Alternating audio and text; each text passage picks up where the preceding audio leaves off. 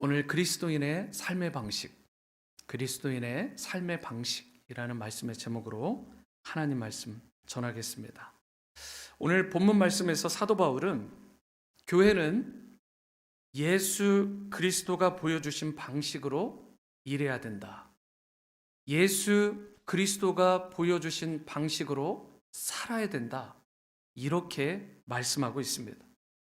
고린도 교회의 문제는요, 그들이 예수님을 믿겠다고 교회에 오긴 왔는데 여전히 세상에서 살아갈 때의 방식들, 여전히 세상에서 살아갈 때의 그 인간적인 가치관이나 철학이나 사상을 가지고 교회를 바라본 것입니다. 그리고 교회에 영향력을 끼쳤는데 그 영향력이 좋지 않은 영향력이에요. 그래서 교인이 되었음에도 불구하고 하나님을 믿는다라고 말함에도 불구하고 교회 안에서 자꾸만 이 고린도 교회 안에서 일어나는 일들을 보면 너무나 인간적인 방식으로 그 일들이 진행되고 또 결정이 되어지고 교인들도 보니까 세상적인 방식으로 살아간 것이에요. 이것이 사도 바울의 마음을 너무 아프게 했고 궁극적으로는 우리 주님의 마음을 아프게 한 것입니다. 여러분, 이들의 이 세상적인 가치관과 철학으로 이 교회의 일들을 운영하고 그렇게 하려고 하다 보니까 교회가 어렵게 되었을 뿐만 아니라 이것으로 말미암아 교회가 분열되고 교회가 갈등을 빚고 교회가 깨어지게 된 것입니다. 충남 천안시에 보면 유관순 기념관이 있습니다. 기념관에는 3.1 만세운동에 참여했던 33분의 그 이름이 쫙 나열되어 있고 바로 이 독립선언서라고 하죠. 공약 3장이 거기에 게시가 되어 있습니다. 그런데 여러분, 제가 질문을 좀 하나 드리면 이 33명의 이름이 쫙 기록되어 있는데 이분들의 이름의 순서가 어떤 법칙으로 어떤 것에 따라서 기록이 되었는지 아시겠어요? 뭐 가나다 순? 아니면 또 다른 방법? 나이 순? 가장 처음에 나온 사람의 이름이요, 손병희 씨인데요, 이분은 천도교 지도자입니다. 그리고 그 다음에 나온 분이 길선주 목사님이고요, 그 다음에 이필주 목사님입니다. 그 다음이 불교 지도자 중에 백용성 승려입니다. 그 다음이 김완규, 김병조, 김창준, 권동진 같은 분들. 근데 뭐가 가나다 순도 아닌 것 같고 좀 오더가 이상하잖아요. 여러분, 한국 교회사 연구학자로 알려진 이덕주 교수님이라는 분이 이런 이야기를 했어요. 우리나라 이 민족 대표 33명이 모여서 3.1 만세 운동을 하기 전에 공약 3장을 만들어 놓고 33명의 이름을 과연 여기에다가 누구를 가장 먼저 집어넣을까를 가지고 다투었대요. 참 사실 좀 부끄럽더라고요. 너무 좋은 일을 앞두고 위대한 일을 앞두고 뭐 흥미롭기도 하지만 좀 사실 좀 그렇잖아요. 이런 위대한 일을 앞두고 다투었다? 독립선언서를 만들어 놓고 누구 이름을 먼저 넣을까를 놓고 다투던 모습 상상해 가세요? 천도교에서는 우리가 돈을 가장 많이 컨트리뷰션 했으니까 먼저 이름을 올려야 된다, 이렇게 주장을 하고, 기독교인 입장에서는 33인 중에 무려 16명이 크리스찬이니까 우리의 이름이 가장 먼저 들어가야 되는 거 아니냐, 뭐 이것도 일리가 있겠죠? 불교는 2명밖에 들어가지 않았습니다.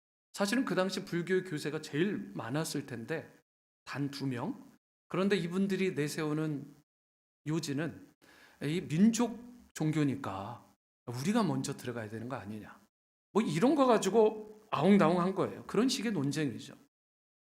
그때 이분들이 한참 다툼을 하고 있는데 이승훈 선생님이라는 분이 계세요. 근데 이분이 가장 늦게 좀 도착을 한 것 같아요. 이승훈 선생님은 105인 사건으로 인해서 이미 일제시대 옥고를 3년이나 치르신 분입니다.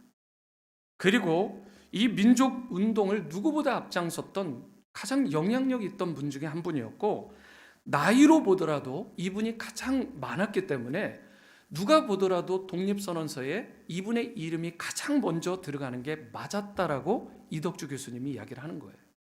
그런데 이분이 제일 이제 늦지막이 들어오셔서 왜 다투냐고, 뭐 이런 거 가지고 싸우냐고, 천도교, 손병희, 기독교, 길선주, 이필주, 불교, 백용석, 그리고 나머지는 가나다, 이렇게 정리를 딱 해버렸대요. 여러분, 그래서 33인의 실제 명단을 보면 그 순서로 되어 있습니다. 4명까지는 이 호칭, 불러진 명칭대로 되어 있고, 나머지는 정말 가나다 순이에요. 본인 이름을 포함해서. 여러분, 예수님을 믿었던 한 사람, 역사에 남을 이름이잖아요. 길이 남을 이 이름 가운데 자신의 이름이 얼마든지 들어가는 것을 기대하고, 또 제일 먼저 들어가도 이상하지 않을 만한 상황이었는데, 이 이승훈 선생님이라는 분이 자기 이름을 내려놓고 정리를 쫙 해버리니까 이분이 크리스찬입니다. 정리를 자기가 낮아져서 딱 정리를 하니까 비로소 정리가 딱 되더라는 거예요. 여러분, 이게 그리스도인의 삶의 방식이라고요. 우리는 흔히 내가 받아야 될 일, 내가 누려야 될 일, 내 명예나 내 권세나 내 물질, 뭐 이런 것에 있어서 내가 한치도 손해보지 않으려고 하는 경향들이 좀 있는데, 여러분, 그렇게 되면 어떻게 될 것 같으세요? 교회는 당연히 깨지는 것입니다. 당연히 다툼이 있고 분열이 있고 이 사회도 어려움이 있기 마련입니다. 여러분, 교회는 달라야 합니다. 내가 받을 수 있는 것을 내려놓는 것, 마땅히 내가 누릴 수 있는 것을 누리지 않는 것, 여러분, 그게 십자가의 정신입니다. 그것이 바로 십자가의 우리를 향한 하나님의 뜻이고, 그리스도인으로서 여러분과 제가 삼아야 될 바로 크리스찬의 삶의 방식이 되는 것입니다. 마태복음 16장 24절에 이에 예수께서 제자들에게 이르시되 아무든지 나를 따라오려거든, 쫓아오려거든 자기를 부인하고 자기 십자가를 지고 날마다 매 순간마다 나를 쫓을 것이다 라고 말해요. 여러분, 오늘날 왜 교회 안에 분열이 일어나고 왜 고린도 교회처럼 다툼이 일어나느냐, 분쟁이 일어나느냐? 예수님이 십자가를 지라고 하셨는데 그냥 십자가를 걸어놓기만 하는 거예요. 십자가를 걸어놓고 바라보는 사람은 참 많습니다. 오늘도 우리가 십자가를 바라보잖아요. 모두가 바라보는 십자가. 한국교회 또 십자가가 좀 많습니까? 뭐 영화나 뭐 영상을 보면, 드라마를 보면 십자가의 빨간 불을 피해갈 수가 없어요. 가득합니다. 그런데 여러분, 많은 크리스찬들이, 많은 사람들이 이 십자가를 바라보는 것 자체가 내가 십자가의 그 삶, 십자가를 지고 예수님을 따라가는 삶을 살아가고 있다라고 착각하는 거예요.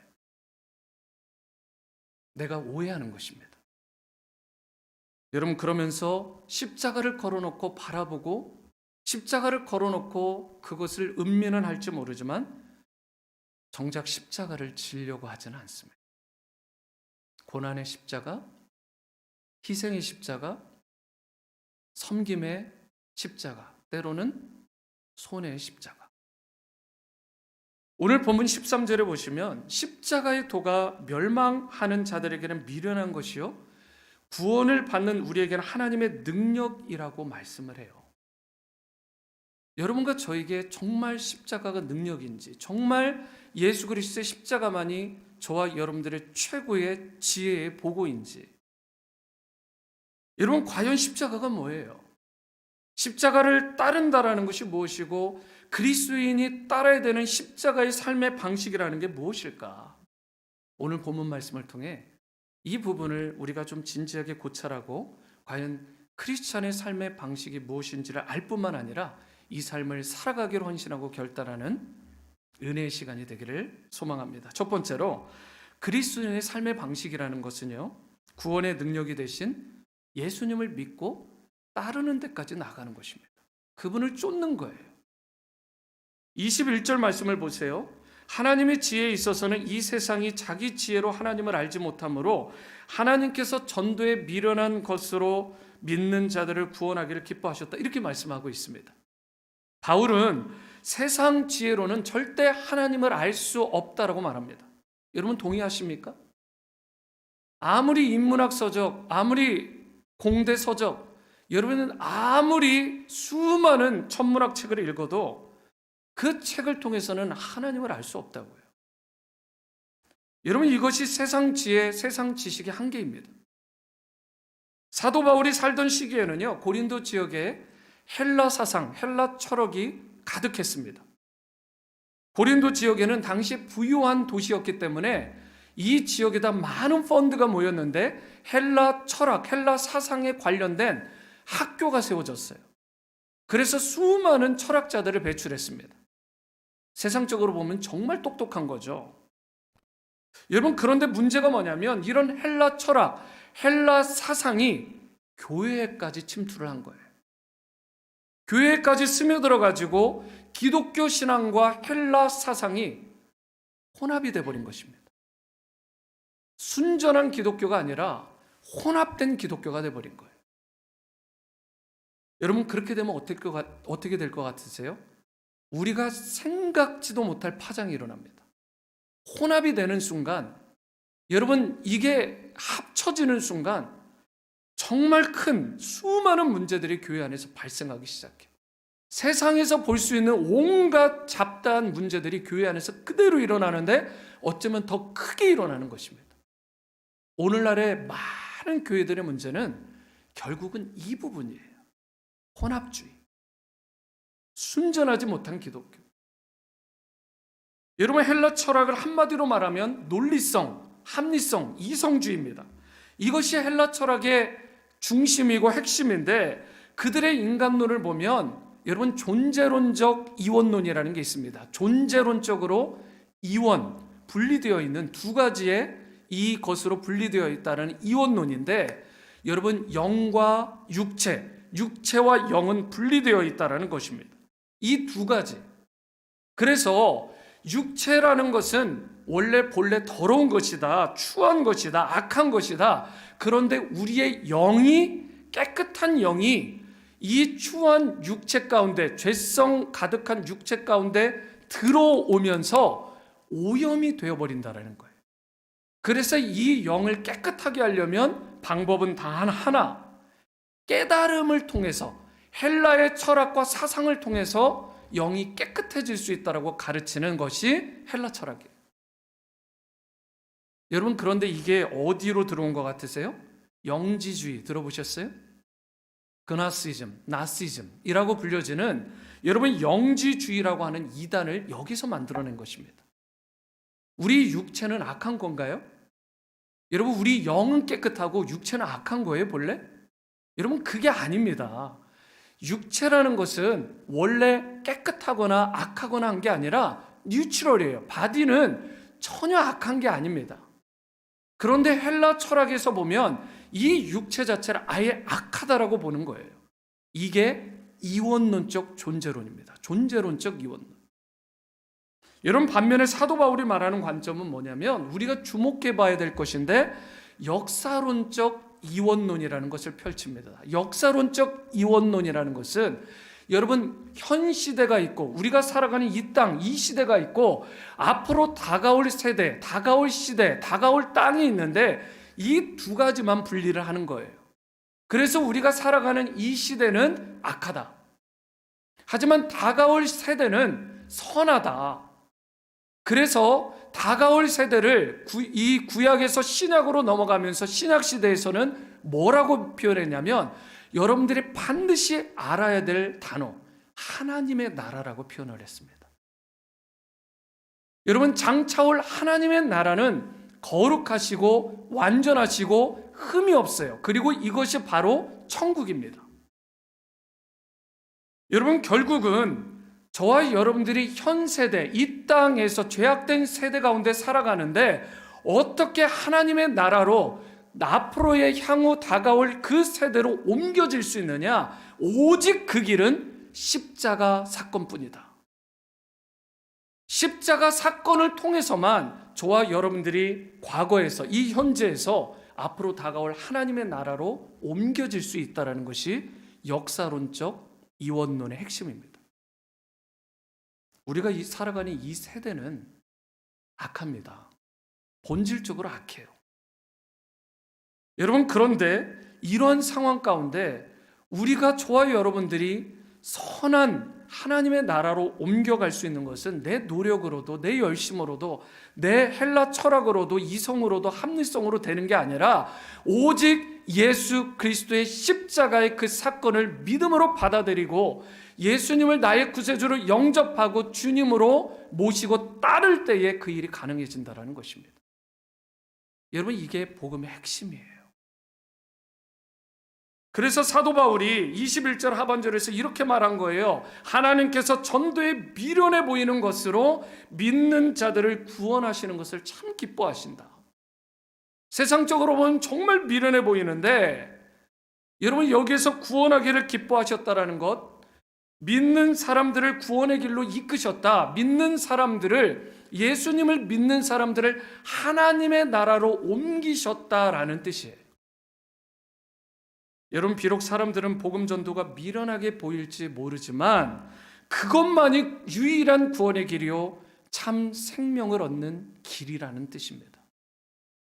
요한복음 5장 24절에 내가 진실로 이건 강조할 때 나오는 말씀이죠. 내가 진실로 너에게 이르노니 내 말을 듣고 또 나 보내신 이를 믿는 자는 이미 영생을 얻었고 이 땅 가운데서 하나님의 나라가 임했고 천국을 경험하게 되었고 새 생명을 얻게 되었고 심판과 저주에 이르지 아니하나니 사망에서 생명으로 이미 옮겨졌다. 우리의 신분이 역사론적으로도 이미 시대적으로도 옮겨졌다라는 뜻입니다. 저와 여러분들은 그런 인물들이에요. 저와 여러분들은 다 그런 인물들이라고요. 오직 예수님을 구주로 영접하고 예수님의 십자가 사건을 나의 사건으로 받아들이는 사람, 그 사람만이 이터널 라이프, 영생을 얻었고 심판을 받지 않게 되는데 이것이 바로 주님이 주시는 뉴 라이프, 새 생명의 은총인 것입니다. 여러분, 하베스트 크리스찬 펠로우십에 그렉 로리라는 목사님이 있습니다. 제가 팀 전도사님한테도 이분 설교를 꼭 좀 들어봐라, 제가 이렇게 추천을 했고, 빌리 그레함 목사님이 살아생전에 지금 현 시대에 그렉 로리 목사님만큼 설교를 잘하는 사람은 없지 싶다, 이렇게 이야기를 했어요. 정말 더 대단한 설교가세요. 그런데 이 그렉 로리 목사님의 이 과거가 이미 들어보신 분은 알겠지만 제가 수요예배 때 아마 전한 것 같아요. 이분의 과거가 좀 특별합니다. 이분의 어머니가 계신데 알코올 중독자였어요. 술을 달고 살았습니다. 술 없이는 살 수가 없어요. 거기다가 마약까지 손을 대신 분입니다. 이 그렉 로리가 자라는 내내, 칠드런부터 유스 내내 계속 마약에 손을 댄 거예요. 여러분, 이분의 정말 더 특별한 점은 결혼을 7번을 했습니다. 이게 무슨 말이에요? 남편이 7입니다. 그리고 그렉 로리 입장에서 보면, 이 아들의 입장에서 보면 아버지가 몇 명이라는 뜻이에요? 7명이었다라는 뜻입니다. 여러분, 보통 환경이 아니죠. 참 심각하죠. 여러분, 그 7명의 아버지가 있었는데 그 중에 한 분이 오스카 로리라고 하는 분입니다. 그분도 비록 친분은 아니지만 그래도 이분이 이 아버지로서, 양아버지로 계셨을 때 자신을 그래도 그 중에서는 아들처럼 대해준 유일한 분이어서 이 그렉 로리가 이 아버지의 이름을 따서 자기를 로리라고 한 것입니다. 오스카 로리의 로리를 따서. 이 그렉 로리 목사님이 목회를 막 시작한 지 얼마 안 돼서 갑자기 이 오스카 로리 아버지가 보고 싶은 거예요. 그래서 궁금해서 연락을 해보니까 뉴저지에 사신다. 그리고 현재 잡이 변호사다. 이런 것을 알아내게 됐습니다. 따르릉 연락을 해서 결국은 컨택을 했습니다. 그랬더니 아버지가 흔쾌히 너무 좋아하시면서 네가 뉴저지에 오게 되면 나하고 식사를 좀 꼭 하고 잠도 자고 갔으면 좋겠다, 이렇게 초대를 했습니다. 당연히 좋은 기회잖아요. 기회가 돼서 그곳에 이제 가게 되었는데 함께 식사를 했습니다. 그때 이 아버지가 이 식사 중에 내가 참 궁금한 게 있는데 로리야, 그래가 네가 어떻게 예수님을 믿게 되었는지 참 그게 기적인 것 같은데, 환경적으로 볼 때도 네가 예수님을 어떻게 믿었는지, 그리고 더 큰 기적은 네가 어떻게 목회를 하게 됐는지, 목사가 되었는지 좀 그 이야기를 좀 나에게 얘기해 줄 수 있겠냐. 여러분, 사실 이거보다 더 좋은 복음을 전할 수 있는 기회가 있겠어요? 내가 예수님을 믿게 되었다는 것은 복음 전도 간증이 되는 건데 참 중요한 시기죠. 그런데도 마음 한켠에 큰 부담이 있었대요. 이분이 어떤 부담이 있었냐면, 그렉 로리가 그 아버지를 표현한 그대로를 제가 설명을 드리면, 그는 너무도 똑똑하고 높은 수준의 교육을 받은 분이었고, 논리적이면서도 종교에 대해서는 너무나도 냉소적인 분이었습니다. 그래서 마치 판사 앞에서 프리젠테이션을 하듯이 나는 그렇게 복음을 그분 앞에서 전했습니다. 그리고 그때 그분은 아무런 반응이 없었습니다. 여러분, 그 다음 날이 되었어요. 아버지가 아침 산책을 가자고 했는데 당시에 아버지가 심장병을 심하게 앓고 있었습니다. 여러분, 걷는 게 필수잖아요. 심장병을 가신 분들은 걷는 게 필수입니다. 그래서 그렇게 조금 같이 산책을 하게 되었는데 그렉 로리에게 참 놀라운 말을 하는 거예요. 어제 네가 나에게 이야기한 그 예수님, 그래, 나도 좀 믿으면 안 되겠니? 이렇게 말하는 거예요. 전혀 예상하지 못한 반전. 비록 표현은 안 했지만 그분 안에서 꾸준히 영적인 그 갈증, 목마름이 있었던 거예요. 그래서 때마침 이 그렉이 복음을 전했을 때 그것을 단번에 받아들인 것입니다. 그래서 그 자리에서 바로 산책길에서 이분이 스스로 무릎을 꿇고 대신해서 함께 예수님을 영접하는 기도를 드리게 되었어요. 기도를 마친 후에 그렉 로리가 이렇게 말했다고 합니다. 이제 예수 그리스도가 아버지의 심장에 들어가셨습니다. 그 말을 들은 아버지가 너무 기쁘고 감격이 돼서, 심장이 지금 가뜩이나 안 좋은데 이 부분에 예수님이 들어오셨다고, 딱 하트에 들어왔다고 하니까 터치가 심하게 되어서 눈물을 쭉 흘리면서 이제는 자신의 심장을 위해서도, 아픈 심장을 위해서도 기도해 달라고 했어요. 그래서 그렉 로리가 기도를 했다고 합니다. 그 다음 날인데 이 아버지가 그렉을 데리고 심장 전문의에게 찾아간 거예요. 그리고 나서 하는 얘기가, 어제 내 아들을 통해서 내가 예수님을 영접하게 됐다고. 그러니까 이제 내 심장 좀 체크해 달라고, 이렇게 얘기를 하는 거예요. 그러니까 그렉이, 아버지, 제가 어제 얘기한 그 심장이 아니라고, 그러지 마시라고 이런 식으로 얘기했는데, 아버지가 너무 완강하게 이 의사에게 내 심장을 아니라고, 체크해 달라고, 꼭 체크해 달라고. 그런데 여러분, 무슨 일이 일어났는지 아세요? 그 심하게 앓고 있던 심장병이 체크를 해본 결과 깨끗하게 치료가 된 거예요. 예수님을 영접하는 순간에 영적인 심장, 영적인 하트도 치료를 받았지만 그의 육체의 치료도 깨끗하게 치료를 받은 것입니다. 여러분, 놀라운 일이 일어난 거죠. 여러분, 내 안에 십자가와 부활의 예수님을 모시고 영접하게 되면 이런 일이 일어나는 거예요. 그분의 그 능력이 여러분과 저를 그때부터 다시 살게 하는 것입니다. 여러분과 제가 예수님을 만나기 전까지는 어떠한 구원도, 어떠한 새 생명의 은총도 누리지 못하는, 여러분, 그런 비참한 인생이 될 수 있지만 예수님을 영접하고 모셔드리는 순간 그분이 나의 영혼도 치료할 뿐만 아니라 내 심장도 치료할 뿐만 아니라 심지어 내 육체 질병, 내 하트도 치료해 주신다는 사실. 여러분, 이것이 바로 예수 그리스도의 십자가를 모신 사람에게 일어나는 예수님의 능력의 사건입니다. 그렇기 때문에 구원의 능력이 되신 예수님을 가장 먼저 저와 여러분들의 주님으로, 구세주로 영접하고 모시는 일이 반드시 필요하고, 그때에 여러분, 주님이 기뻐하시는 그리스도인의 삶의 방식을 살아가게 되는 것이고, 바로 그때에 십자가와 부활의 능력으로, 기쁨으로 여러분 100배, 60배, 30배의 결실을 풍성히 맺는 인생으로 살아갈 수 있게 되는 것입니다. 여러분 이러한 은혜가 여러분과 여러분들의 가정에 충만하게 일어나게 되기를 주님의 이름으로 축원합니다. 두 번째이자 마지막은 그리스도인의 삶의 방식은 지혜의 결정체가 되는 십자가의 길을 따르는 것. 지혜의 결정체가 되는 십자가의 길을 따르는 것이 그리스도인의 삶의 방식이라고요. 세상의 지혜가 아니라 바로 십자가의 지혜. 22절 말씀, 유대인은 표적을 구하고 헬라인은 지혜를 찾으나, 이 말은 모든 지금 사람들, 세상의 지금 인구를 보니까 약 78억, 79억 정도 되더라고요. 곧 있으면 80억입니다. 그런데 이 인구 수많은 사람들이 무언가를 다 찾는데요. 다 목말라하고 헐떡거리며 뭔가를 찾긴 찾아요. 과거 2000년 전에는 특별히 유대인들이 찾던 것은 뭐냐? 사인, 표적을 찾았대요. 기적, 이적, 막 이런 것들을 목말라 했대요. 여러분, 그런데 헬라인들은 무엇을 찾았냐면 지혜, 지식, 왜요? 이것으로 구원받을 수 있다라고 착각했으니까.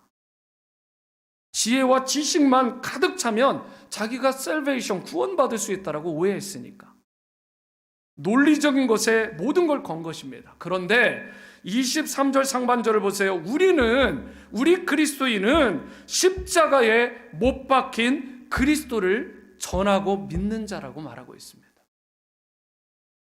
세상의 방식, 세상의 지혜, 세상의 지식이 아니라 미련해 보이지만, 우둔해 보이지만, 아무 능력도 없어 보일지 모르지만 우리가 믿고 의지하고 자랑하고 신뢰하는 것은 오직 십자가에 못 박힌 예수 그리스도다. 여러분, 사실은 그런데 이 십자가에 못 박힌, 특히 나무 십자가에 못 박힌 예수님을 유대인들이 억셉트를 못하는 거예요. 왜 그러냐면 여러분 23절 중반절에도 보세요. 유대인에게는 거리끼는 것이 되었다. 구약성경 신명기 21장에 보면 사람이 살인죄를 범하잖아요. 누군가를 죽이게 되면 그 당시 법에 따르면 나무에 달려 죽게 만들었습니다. 그리고 나서 선포하는 게 뭐냐면 이 사람은 평생 죽어서도 저주를 받은 자라고 뭐 그런 식으로 인식을 한 거예요. 여러분, 그러니까 메시아가, 그리스도가 어떻게 저주의 나무에 달려 죽느냐, 이게 유대인들의 머리로는 이해가 안 되는 것입니다. 여러분, 그런데 여기서 중요한 질문이 하나 있어요. 과연 유대인들이 나무에 달리신 메시아, 여러분 이런 대속의 죽음, 속죄의 죽음에 대해서 전혀 생판 처음 듣는 스토리냐는 거예요. 이들이 하나님의 말씀과 율법을 통해서 이 대속의 죽음에 대한 것을 전혀 이해하지 못한 상황에서 이들이 예수님을 받아들이지 않았냐라는 것입니다. 그런데 답은 그렇지 않다라는 거예요. 그들이 다 알고 있었어요. 메시아는 대속의 죽음을 통해 인류를 구원할 것이라는 사실을 성경 전문가들이었던 그들은 다 알았습니다. 여러분, 그런데도 그들은 예수님이 십자가에 달려 죽으셨는데 그게 꺼려진 거예요. 여러분, 장차 오실 메시아, 모든 인류의 제물로 바쳐진 그 유월절 어린 양 대신 예수님에 대한 스토리를 그들이 다 알고 있었다고요. 매일매일 제사를 드리고 매일매일 수도 없이 양을 잡고 비둘기를 잡으면서 절기에 정기적으로 참석하고 구약의 레위기, 신명기 읽어가면서 오랫동안 묵상하고 암송까지 했어요. 여러분, 예수 그리스도가 십자가에서 그런데 제물로 죽으셨다, 나무에 달려 죽으셨다라는 이 개념은 그들이 믿지를 못했어요. 메시아가 어떻게 그럴 수 있느냐, 엉뚱한 소리를 하는 거예요. 여러분, 그런데 저와 여러분들은 어떻습니까? 여러분들 예수님 보셨어요? 안 만나셨잖아요. 2000년 전에 예수님 만나신 분 계십니까? 직접적으로? 여러분, 유대인들처럼 조상 대대로 이 제사에 대해서, 장차올 메시아에 대해서 수도 없이 말씀을 통해 암송하고 들으면서 메시아는 이런 분이야, 대속의 주님으로 오실 거야, 이런 것들을 여러분 듣고 자라셨나요? 아니잖아요. 유대인만큼 그러지 못했다고요. 그런데 유대인들은 믿지 못하는데 어떻게 여러분과 저는 생판 사실 전혀 알 수 없는 그분을 지금 오늘 믿고 이 자리에 있냐는 거예요. 여러분, 저와 같이 특별히 예수님 한참 믿는 것 같아가 온 가족이 다 예수님 떠났어요. 오나 밀려 저희 부모님 8분이 다 떠났습니다. 저 빼고. 그런데 그 상황에서 예수님을 믿었다? 여러분, 이게 머리로 이성으로 헬라 철학으로 이해가 되나요? 유대인들은 그렇게 많이 알고 평생을 그걸 연구하고도 예수님을 영접을 안 했는데, 여러분, 여러분과 제가 예수님을 믿게 된 거, 이걸 어떻게 설명하시겠어요? 그 대속의 십자가, 나를 위해서 대신 내 죄를 위해서, 내 사망을 위해서 대신 짐을 짊어주시고 속죄의 제물로 날 위해 십자가에서 2000년 전에 죽으셨다? 이 사실을 믿고 이 자리에 와서 그분을 예배한다? 어린 양 예수님을 찬양한다? 높인다? 여러분, 이게 어떻게 가능하느냐? 저는 단 한 가지로밖에 이게 설명이 안 된다라고 생각합니다. 그게 무슨 단어냐? 바로 grace, 은혜라는 단어입니다. 은혜. 여러분, 그 은혜가 아니고서는 우리가 하나님을 알 수도 없었고, 우리가 예수님을 믿을 수도 없었고, 그분을 위해서 일평생 나를 헌신하겠다라고 따를 수가 없었던 것입니다. 내가 그리스도인의 삶의 방식으로 살아가야지 스트러글하고 고민할 필요도 없었어요. 오직 은혜 때문에, 그 은혜 때문에 저와 여러분들이 이렇게 오게 된 것입니다. 24절 상반절을 보시면 오직 부르심을 받은 자들에게, 여러분 이렇게 말씀하고 있는데, 이것은 하나님의 부르심 앞에 응답함으로 자신의 심령, 그 마음을 활짝 열고 예수님을 받아들인 사람을 말해요. 계속해서 24절 말씀을 보시면 오직 부르심을 받은 자에게는 유대인이든 헬라인이든, 헬라인은 이방인을 말해요. 여러분과 저와 같았던 이방인들, 이 모든 사람들은, 이 그리스도는 하나님의 능력이 되고 하나님의 지혜가 된다. 모든 인생에게 마음만 활짝 열게 되면 그 하나님의 지혜에 보고 하나님의 그 지혜가 결정체가 되시는 그리스도가 임하시게 되고, 저와 여러분은 최고 지혜자와 그리고 최고가는 바로 지식가가 된다라는 뜻입니다.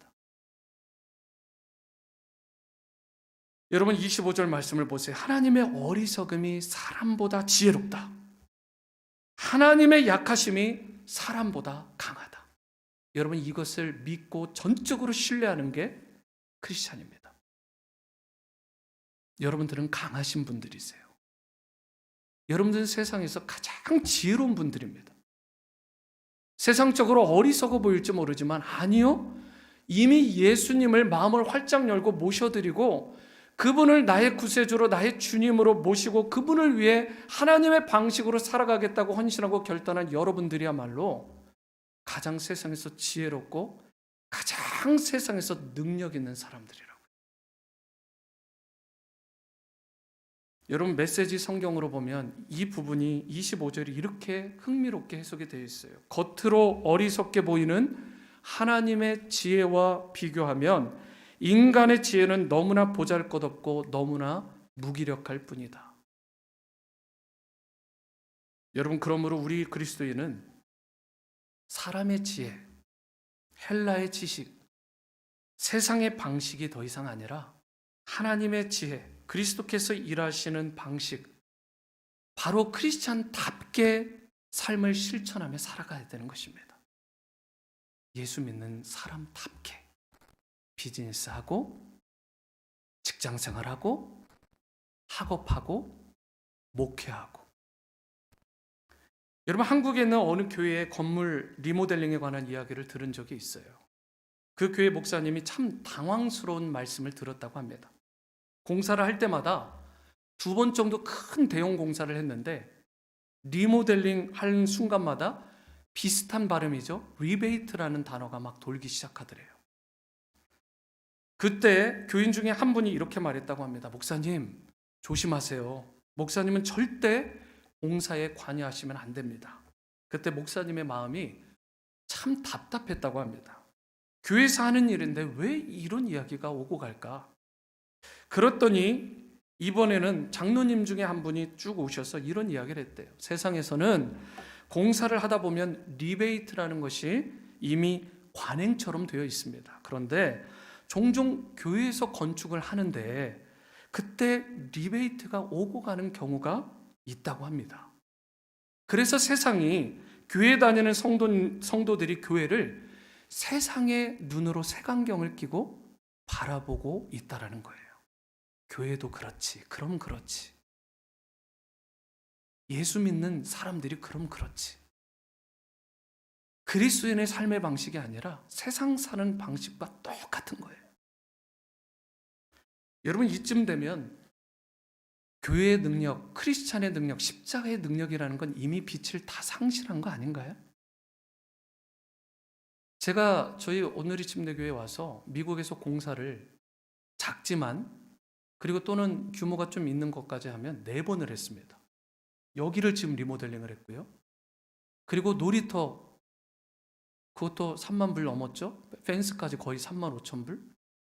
그리고 구친교실과 도서관 다 바뀌었죠.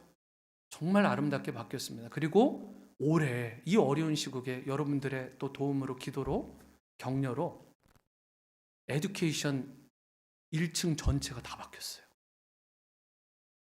그런데요, 이 미국에 있는 동안 리베이트라는 말, 저에게 뭐 소위 얘기하는 촌지를 꽂아주거나 뭐 그런 것들이 뇌물이 단 한 번도 없었습니다.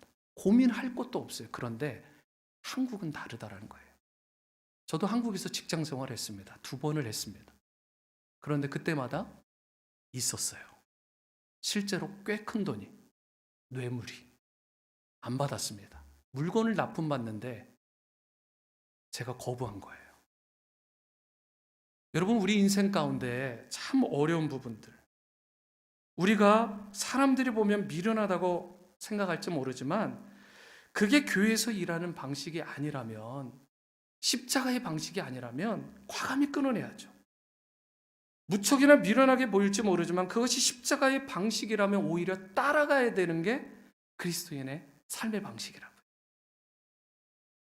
사랑하는 오늘의 성도 여러분, 교회에서 추구하는 가치가 세상의 가치와는 달라도 완전히 달라야 합니다. 조금 어리석어 보일지 모르지만, 미련해 보일지 모르지만 예수님이 사신 삶의 방식으로, 십자가의 방식으로 우리가 살아가야 돼요. 그래야 저와 여러분들 비로소 교회가 교회다워지는 거고, 여러분과 제가 비로소 크리스찬다워지는 것입니다. 우리는 세상에서 소위 지혜로운 길이라고, 지혜로운 방법이라고 불려지는 방법, 그 방식을 버려야 돼요. 그리고 진정한 지혜의 결정체가 되시는 십자가의 길, 예수님의 방식을 묵묵하게 따르는 참된 그리스도인이 되어야 되는 것입니다. 사랑을 할 때도 마찬가지예요. 여러분, 계산이 없어야 합니다. 계산이 나오기 시작하면, 사랑을 할 때, 베풀 때, 섬길 때 계산이 나오기 시작하면 이미 그것은 사랑에 문제가 있는 것입니다. 문제가 이미 발생한 거예요. 참 사랑에는 계산이 없습니다. 그냥 퍼주는 거예요. 그냥 베푸고 섬기는 것입니다. 아낌없이 주는 거예요. 진정한 사랑은 그런 의미에서 굉장히 무능력해 보이기도 합니다. 사랑을 하면 어떠한 수모와 어떠한 수치를 당하고 어떠한 손해를 입어도 여러분 묵묵하게 그걸 참는 거예요. 이것이 예수님이 보이신 삶의 방식이었고, 이것이 그분을 따르는 그리스도인 된 여러분과 제가 따라야 될 크리스찬으로서의 삶의 방식인 것입니다. 오늘 본문 뭐라고 했습니까? 이와 같은 하나님의 어리석음이, 이와 같은 하나님의 연약함이 사람의 모든 것보다 강하다. 여러분, 실제로 지난 인류 역사 가운데 가장 강력한 힘은 십자가 사랑의 힘이었습니다. 여러분, 이걸 믿으십니까? 이게 보여지세요? 십자가 사랑의 힘이 인류 역사상 가장 강력한 힘이었다고요. 여러분, 예수님의 십자가 사랑이 누구도 정복하지 못했던 사람들의 마음을 열고 정복했고요. 저와 여러분들을 정복한 것이고, 그분의 그 사랑이 어떤 무리도 이겨내지 못한 이 세상을 이기고 승리한 힘이 된 것입니다. 바로 그 십자가 사랑이 여러분과 저를 살게 한 것이고, 그 사랑이 우리가 살아야 될 이유를 바로 깨달고 알게 한 것이고, 바로 그 사랑이 어떤 역경 가운데서도 저와 여러분들이 기쁨으로 살아가게 하는 힘과 능력이 된 것입니다. 여러분, 이것이 십자가 사랑의 파워예요. 예수님께서 여러분과 저를 도와주시지 않았다면 어떻게 됐을까요? 사실 우리는 아무것도 할 수 없었습니다. 단 하나도. 하나님의 은혜로 우리가 여기까지 온 것이고요. 지금 이곳에 우리가 앉아 있고 온라인으로 여러분들이 예배 드리시는 거고, 저와 여러분들이 지금 I stand before God, 하나님 앞에 코람되어 서 있는 것입니다. 찬양 가서와요 같이 내가 누려왔던 모든 것들, 내가 지나왔던 모든 순간순간 그 시간들, 내가 걸어왔던 모든 그 역사들이 당연한 줄 알았는데 당연한 것이 아니라 사실은 전적인 하나님의 은혜였고 하나님의 십자가 사랑이었다라는 것입니다. 이제 예수 그리스도의 십자가가 지혜의 결정체고 능력의 원천임을 정말 믿음으로 믿고 그 십자가의 방식을 실천하며 살아가는 여러분과 제가 될 수 있게 되기를 바랍니다. 더 이상 세상의 지혜, 헬라의 철학과 방식이 아니라 예수 그리스도의 십자가만 자랑하고 의지하는 여러분과 제가 될 수 있게 되기를 바라고, 그분이 베풀어 주신 그 은혜들, 수많은 셀 수 없는 은혜를 은혜로 알고 고백하고, 여러분 이제는 더욱더 그 은혜의 빚진 자로 세상에 십자가의 정신을 가지고 그 길을 묵묵하게 걸어가는 참된 그리스도인의 삶의 방식으로 살아가는 여러분과 제가 될 수 있게 되기를 바랍니다. 그때에 주님께서 더욱더 큰 사랑과 은혜와 풍성한 영광으로 충만하게 여러분과 저를 채워 주시게 될 줄 믿습니다. 이러한 은혜가 여러분과 저에게 있게 되기를 주님의 이름으로 축원합니다. 우리